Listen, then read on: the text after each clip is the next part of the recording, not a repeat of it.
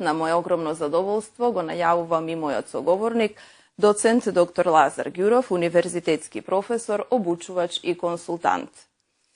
Пред се, професоре, добре дојдовте во студиото на наша ТВ и еве во ова издание на економската емисија Профит ќе се обидеме, како што реков, да ја анализираме со ова навистина интересна, исклучително важна и сериозна тема за компаниите. Токму затоа, со оглед на вашето искуство, како што реков, најважно на терен, заедно со менеджментот и вработените во сите компании, се надевам дека ќе понудиме интересни и корисни информации кои што ќе бидат пред се важни и препознаени за сите оние кои што ќе следат емисијата.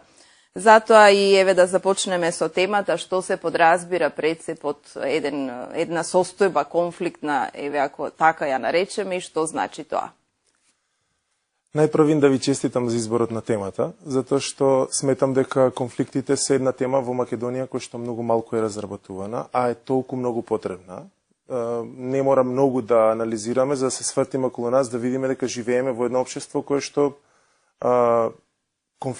е во некаква латентна конфликтна состојба. Или за Балканот како регион се мисли дека е таков. Не мора многу да анализирате, да се свртите околу себе. Нема семејство кое што со роднините, со сите роднини функционира. Нема влез во кој што сите станари меѓу себе функционираат. Така да е нешто што треба да се отвори како треба, тема да се анализира и на многу корисен, практичен начин да се дадат насоки за да истото се надминува. Впрочем, и во македонските компании, ако се излезе на терен малку подлабоко и се влезе во компаниите, ќе се види дека има многу компании кои што надворешно продуцираат резултати и изгледат успешни. Но ако влеземе малку подлабоко во внатрешното функционирање, ќе видиме дека состојбата не е толку идеална како што тоа изгледа од надвор. Ти успеват на некаков начин да го продуцират резултатот, но односите внатре, релациите, енергијата, состојбата во која што функционира компанијата не е на нивото на кое што треба да биде. Сега да се вратам на прашањето. Прашањето беше што подразбираме под конфликти. Конфликтите по дефиниција се состои во кој што две страни имаат или мислат дека имаат различни цели, различни перцепции, различно гледање на работите. Сега, тука е важно да се напомене дека во дефиницијата има две состојби. Имаат и мислат дека имаат. Значи, кога имаат различни цели и кога мислат дека имаат различни цели, зашто голем дел од конфликтите не се конфликти. Тоа се само недоразбирања, нејасно искажани задачи, недефинирани улоги и после настануваат состојби што личат на конфликти, ама не во суштина нема различност.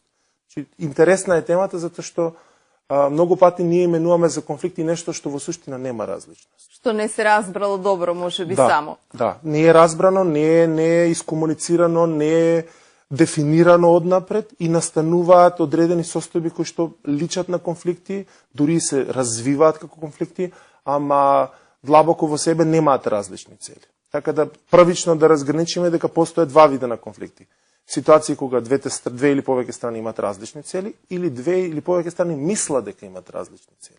Зашто во 70-80% од ситуациите е ова второто. Сега доаѓаме до она што е многу важно, поради што можат всушност да се случат конфликтите. Еве малку тука да објасниме. И во причините за конфликтите пак ќе се држиме до тие две групи, кај што има различни цели, кај што нема различни цели. Кај што има различни цели.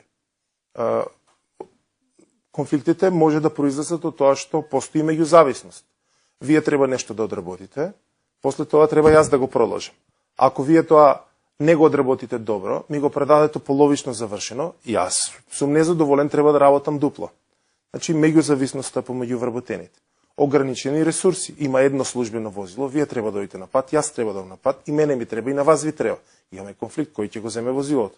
Начинот на кој што ќе го решиме е начинот на кој што ќе се решава конфликтот. Значи, ограничени ресурси, меѓузависност, различни цели, неодговорност на некој вработен, значи дадена му е задачата, не е направена.